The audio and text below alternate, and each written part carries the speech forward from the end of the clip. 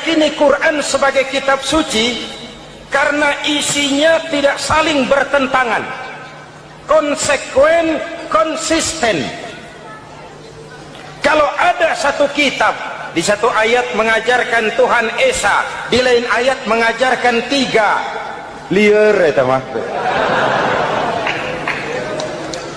Bagaimana kitab suci isinya paradoks?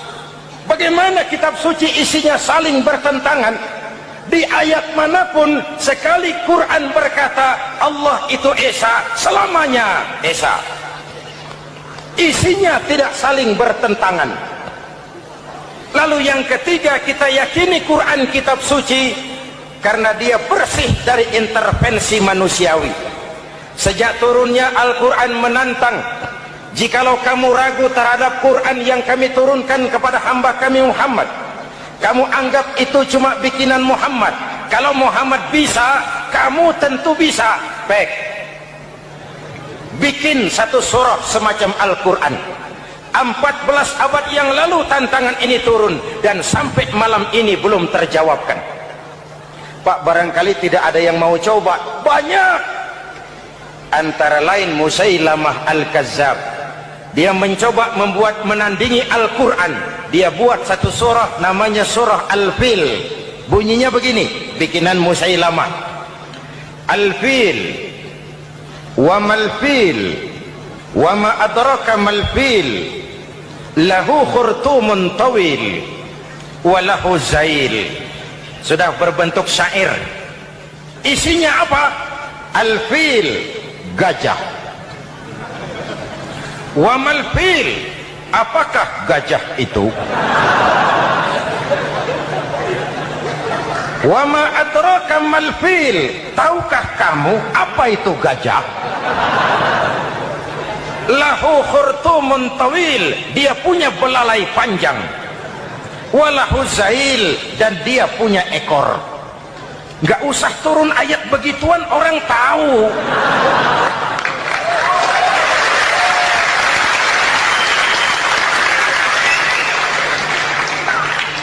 Kalau redaksi mendekati, maka isi jauh panggang dari api. Kitab suci bersih dari campur tangan manusiawi. Maka Al-Quran, ke bahasa apapun dia diterjemahkan, naskah aslinya tetap ikut. Dia boleh diterjemahkan ke bahasa Sunda, bahasa Jawa, bahasa Padang, bahasa Inggris, bahasa Jerman, bahasa Belanda, naskah aslinya tetap ada. Kenapa? Bahasa ke bahasa perbedaannya sering frontal. Kalau dari gelas menjadi gelas, eta mah caket. Dari lem menjadi lampu, itu masih serumpun. Tapi cokot Sunda dengan cokot Jawa itu jauh bedanya. Atos Sunda dengan atos Jawa itu jauh. Ulama Sunda sama ulama Jawa nggak pernah akur kalimat atos ini.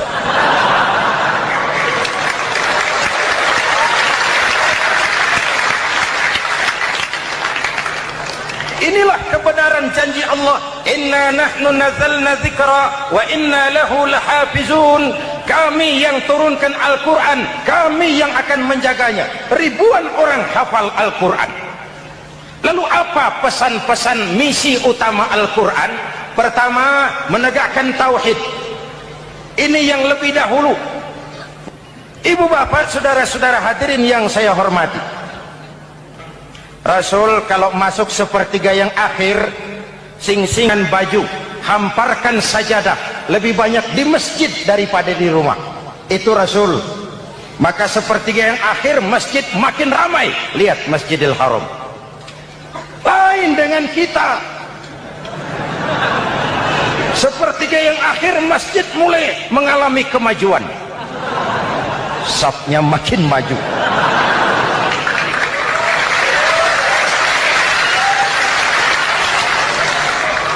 Pasar ramai, terminal beludak. Padahal sepertiga yang akhir itu puncak. Padahal di situ nilai tambah. Dan anggap ini Ramadan terakhir yang diberikan Allah kepada kita. Kenapa? Memang tidak ada jaminan tahun depan ketemu Ramadan lagi.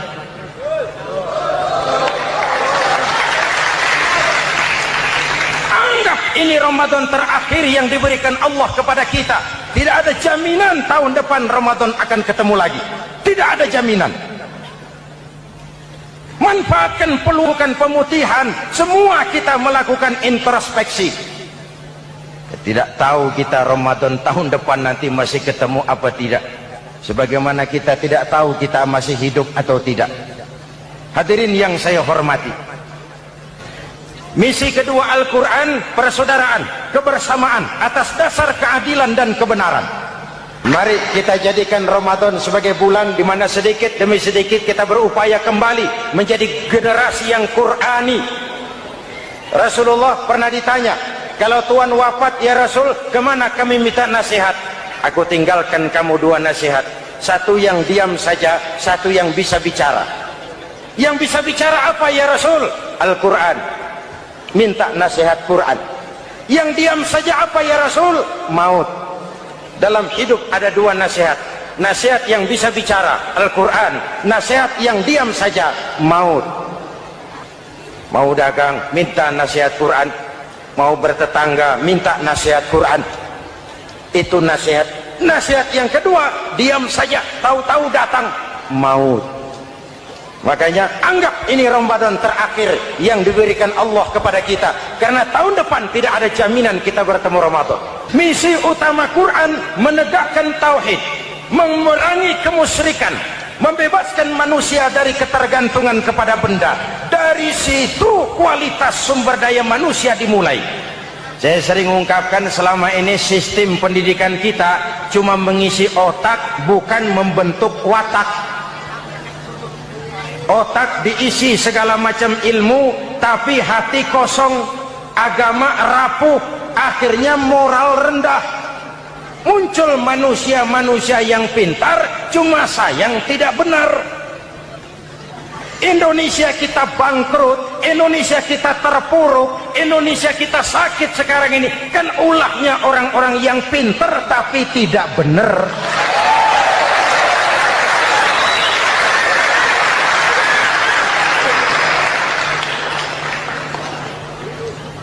Kalau saya bicara kayak begini, ini bukan pidato politik, ini nurani. Politik naon kadut.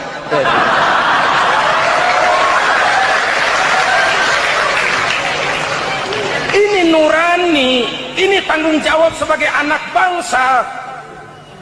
Manusia bersuku-suku, ya. Manusia berbangsa-bangsa, memang itu diakui oleh Al-Quran. Min dzakari wa untha waja'alnakum syu'uban wa qabaila. Kami ciptakan kamu dari laki-laki dan perempuan. Kami jadikan kamu bersuku-suku dan berbangsa-bangsa. Apa tujuannya? Agar kamu saling mengenal satu dengan yang lain.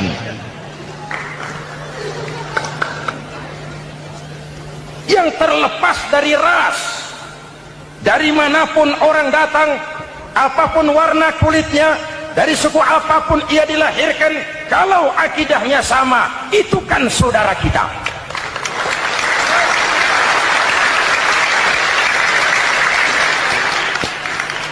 Seperti di masjid, kita tidak peduli dari mana kita datang. Yang datang dari kidul, madhab ngulon mang. Yang datang dari sebelah lor, madhab ngulon mang. Yang datang dari sebelah wetan, madhab kulon mang. Yang datang dari kulon, madhab ngulon. Bukan soal dari mana kau datang, tapi satu arah menghadapmu. Kau mau Betawi, mau Sunda, mau Jawa, mau Padang, mau Aceh, mau Batak, mau Ambon, kita satu nusa, satu bangsa, satu bahasa. Marilah kita jadi lem perekat buat lingkungan kita di saat keutuhan kita sebagai bangsa sedang dalam ujian berat. Semangat kebersamaan atas dasar keadilan. Tidak ada mayoritas menekan minoritas. Umat Islam itu kalau besar, dia mampu melindungi yang kecil. Kalau kecil, dia bisa menjaga diri.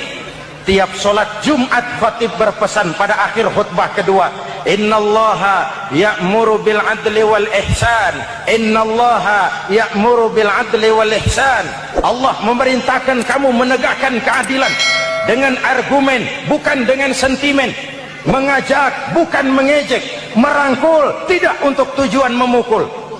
Kalau sebagai bangsa kita utuh, kompak dan bersatu, saya yakin kita akan bisa mengatasi kesulitan-kesulitan sekarang ini.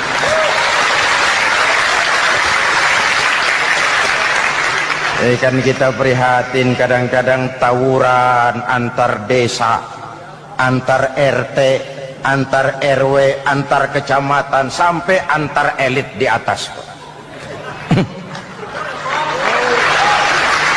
Makanya saya ulang lagi pesan ini, kalau elit di atas tawuran, jadilah penonton yang baik.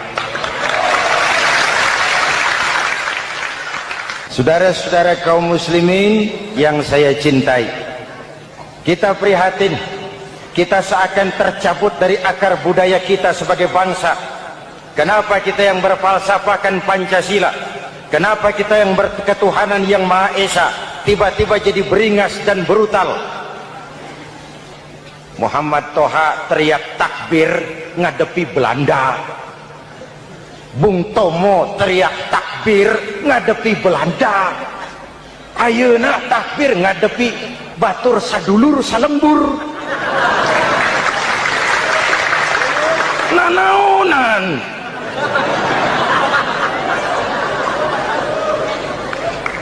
Bung Tomo teriak takbir, Muhammad Toha teriak takbir, yang dihadapi jelas penjajah Belanda.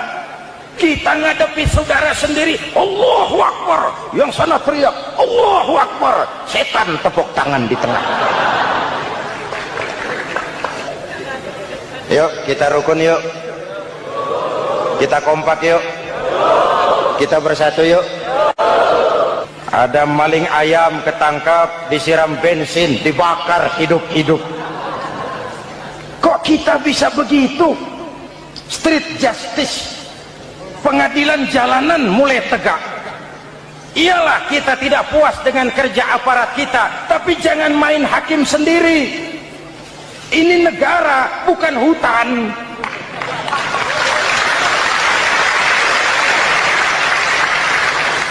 Jangan mencegah kemunkaran dengan menegakkan kemunkaran baru. Oleh hal-hal yang sepele yang mestinya kita bisa mencari jalan keluar dengan baik. Ayo luruskan saf, rapatkan barisan, satukan langkah, tautkan hati. Kita satu umat yang satu, diikat oleh Al-Quran. Hanya dengan kebersamaan kita akan mampu menata hari esok yang lebih baik atas dasar keadilan dan kebenaran. Al-Quran membebaskan manusia dari gaya hidup sekuler. Quran mengingatkan, awas bung, ada hidup sesudah mati, ada akhirat sesudah dunia. Lebih untung orang yang percaya akhirat daripada yang tidak. Paling tidak hidupnya normatif. Contoh, saudara yakin akhirat ada, lalu saudara hidup baik-baik, menjauhi yang munkar, meninggalkan yang haram, saudara sujud, puasa, jihad, lalu saudara mati. Setelah mati ternyata akhirat tidak ada ruginya. Paling kurang kita sudah dicatat sebagai orang baik. Sebaliknya, saudara tidak percaya sama akhirat, lalu hidup seenaknya, judi, mabuk, zina, nipu orang, korupsi, tenggelam dalam kemunkaran, lalu mati. Setelah mati ternyata akhirat ada. Baik, kemana anjen? Lebih untung orang yang percaya akhirat ketimbang yang tidak. Hidupnya ada rem. Iya pak, saya kepengen banyak uang, tapi kalau main judi nanti di akhirat bagaimana? Iya, saya kepengen jadi orang kaya, tapi kalau korupsi, nipu orang, buka peternakan tuyul, nanti di akhirat bagaimana? Gaya hidup yang berkeseimbangan. Ada hidup sesudah mati dan ada akhirat sesudah dunia. Yang keempat, Quran membebaskan manusia dari belenggu kebodohan. Quran ayat yang pertama turun sudah berkata, Iqra, baca, kamu jangan jadi bodoh. kebodohan menimbulkan kemiskinan, kemiskinan mendekatkan kepada kekufuran. Quran mengangkat harkat, derajat dan martabat kaum wanita. Sebelum Quran turun, sebelum Islam datang, nasib wanita sangat menyedihkan. Dilahirkan hanya untuk melahirkan. Kalaupun berperan, peranannya tidak lebih segitiga. Dapur, sumur, kasur. Kasur, sumur, dapur. Dapur, sumur, kasur. Wanita dilecehkan, sekadar alat pemuas nafsu. Datang Islam, Rasul terenyuh. An-nisa imadul bilad. Wanita adalah tiangnya negara. Jikalau baik wanita, baik negara. Jikalau rusak wanita, hancur negara. Karena wanita, negara jaya. Betul? Karena wanita, negara hancur. Betul? Maka wanita adalah bidadari yang kadang-kadang setan. Kadang-kadang.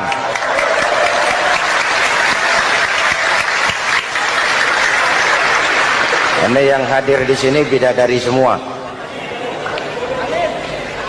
Ibu bapak, saudara-saudara hadirin yang saya hormati. Lalu bagaimana sikap kita terhadap Al-Quran? Quran sendiri menjelaskan, "Tsumma awrasnal kitaba alladzina istafaina min ibadina." Kemudian kami wariskan kitab Al-Quran yang kami pilih buat hamba-hamba kami yang terpilih. Luar biasa. Umatnya umat pilihan, Rasulnya Rasul pilihan, kitabnya pun kitab pilihan. Kami wariskan Al-Quran kepada hamba-hamba kami yang kami pilih. Bagaimana sikap mereka setelah menerima Al-Quran? Terbagi tiga. Pertama, faminhum zalimun linafsihi. Di antara mereka ada yang setelah menerima Al-Quran lalu zalim kepada dirinya sendiri.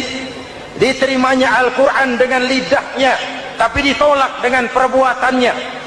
Mulutnya menjunjung Al-Quran, perbuatannya menginjak Al-Quran. Quran bilang ke barat, dia pergi ke timur. Quran bilang ke selatan, dia berangkat ke utara. Quran bilang haram, dia terjang.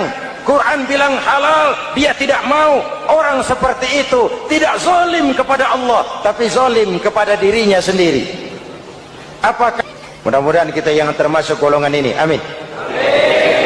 Yang kedua, wa minhum muqtasid. Di antara mereka ada yang menerima Quran 50-50. Separuh-separuh. Yang enak dilaksanakan, yang berat ditinggal. Padahal pada sisi lain Quran mengajarkan masuklah ke dalam Islam secara total. Kafah, jangan separuh-separuh. Golongan yang ketiga, ini yang ideal. Wa minhum sabiqum bil khairati biiznillah. Di antara mereka ada yang setelah menerima Al-Quran lalu berlomba-lomba mengamalkannya, berlomba-lomba melaksanakannya. Jangan sampai yang baca Quran dengan suara merdu dapat piala, yang mengamalkan Quran dengan konsekuen dapat penjara.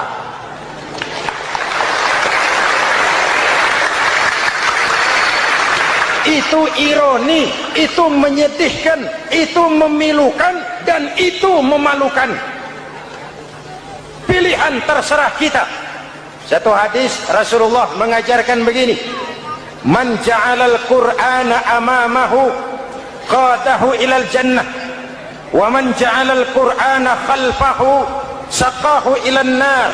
Siapa yang meletakkan Quran di depannya, dijadikannya Quran sebagai imam, Quran akan membimbing dia ke surga, surga dunia, lebih-lebih surga akhirat. Sebaliknya, siapa yang meletakkan Quran di belakang, dibelakanginya ajaran Quran, Quran akan mendorong dia ke neraka, neraka dunia, lebih-lebih neraka akhirat. Quran imam apa makmum? Kita makmum apa imam? Makmum ikut imam apa imam ikut makmum? Makmum ikut imam. Jikalau Quran adalah imam, jikalau kita adalah makmum. Ke barat kata kata Quran, ke barat kita berangkat. Ke timur kata Quran, ke timur kita menuju. Halal kata Quran, itu yang kita ambil.